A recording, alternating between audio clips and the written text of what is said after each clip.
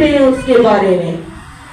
Bible میں سے نکالیں یسایہ نبی کی کتاب ائزایہ 53 verse 4 till 5.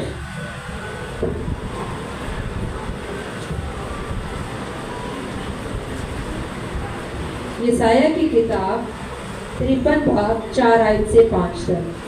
تو بھی اس نے ہماری مشقتیں اٹھا لیں اور ہماری غموں کو برداشت کیا. ہمارے غموں کو برداشت کیا. گناہ ہم نے کیا، سزا اس نے بٹ کی. مشقت کا میننگ کیا ہے؟ مشقتیں کا میننگ ہے محنت کرنا. گناہ کی مزدوری خون بہانے سے ہماری شفا جاری ہوئی. سزا اس سے ملی، گناہ ہم نے کیا، خطائیں ہم نے کی، گناہ میں ہم دبے تھے، بیماریوں میں ہم پھنسے تھے، لیکن سزا اس سے مل رہی ہے. صلیب پہ وہ مصلوب ہو رہا ہے، لامتان وہ ہو رہا ہے. کس لیے؟ ہمارے لیے، ہماری گناہوں کے لیے. ہلیلویا. آگے پڑھیں گے. پر ہم نے اسے خدا کا مارا کوٹا اور ستایا ہوا سمجھا. حالانکہ وہ ہماری خطاؤں کے سبب سے گھائل کیا گیا اور ہماری بدکاری کے باعث اور ہماری بدکاریوں کے باعث کچلا گیا. بدکاری ہم نے کی، بدی ہم کر رہے ہیں. لعن طعن وہ ہو رہا ہے، لوگ اس میں تھوک رہے ہیں. کیوں؟ ہمارے لیے، ہمارے گناہوں کی باعث، تاکہ ہم شفا پا سکیں. ہلیلویا. جی. ہماری سلامتی کے لیے اس پر سیاست ہوئی تاکہ اس کے مار کھانے سے ہم شفا پائیں. اس لیے اس پہ سیاست ہوئی، اس لیے وہ لعن طعن ہوا، اس لیے آج وہ صلیب پہ چڑھا، اس لیے اس نے کوڑے کھائے تاکہ اس کے مار کھانے سے ہم شفا پا سکیں، تاکہ اس پہ سیاست ہونے کی وجہ سے آج ہم سلامت ہو. ہلیلویا. اور یہی وجہ تھی یسوع مسیح اپنے باپ سے جدا ہوئے. آج اب ہم سیکھتے ہیں کلمہ جدائی کی طرف سے. آخر جدائی ہے کیا؟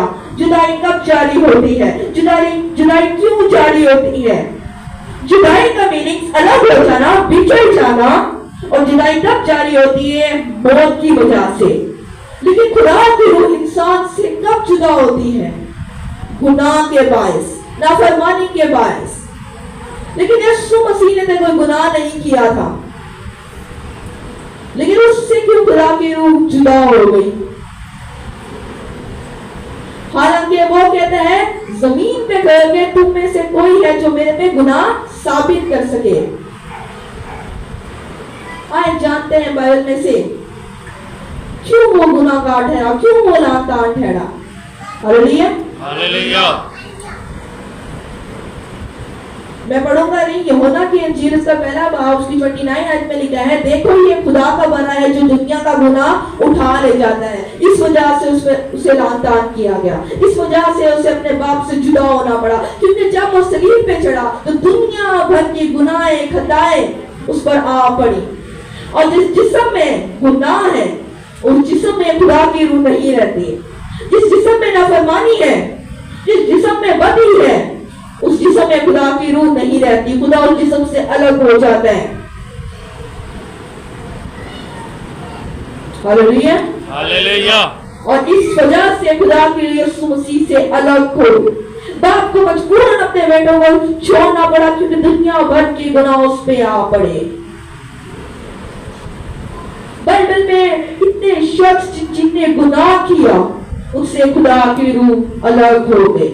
اس طرح میرے ساتھ ہم نکالیں گے پہلا سیموئیل 16 اس کی 14.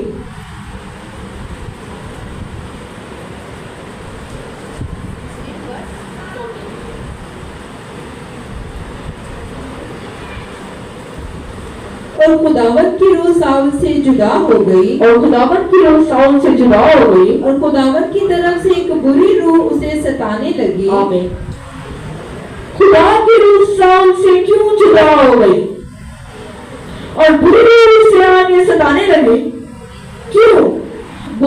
के बायस, नाफरमानी के बायस साउल ने गुनाह किया, खुदा के हुक्म की नाफरमानी की, उसके हुक्म को रद्द किया।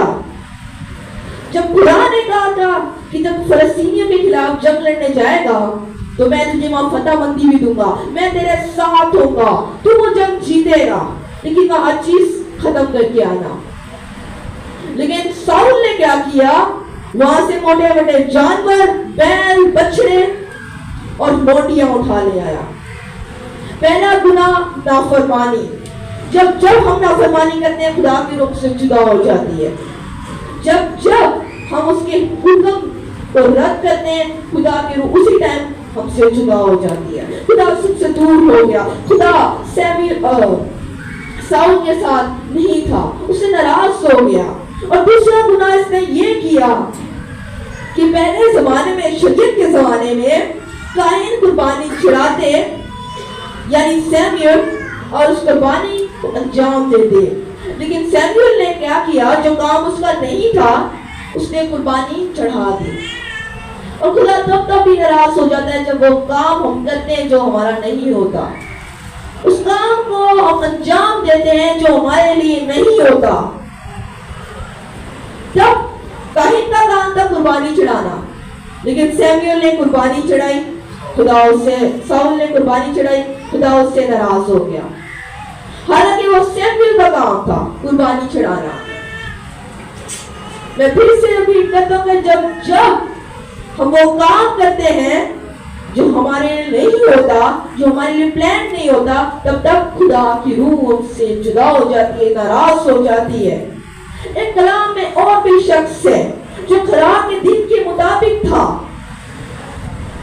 जो खुदा की हम्द करता, उसके लिए ज़रूर लिखता, उसकी नाचता,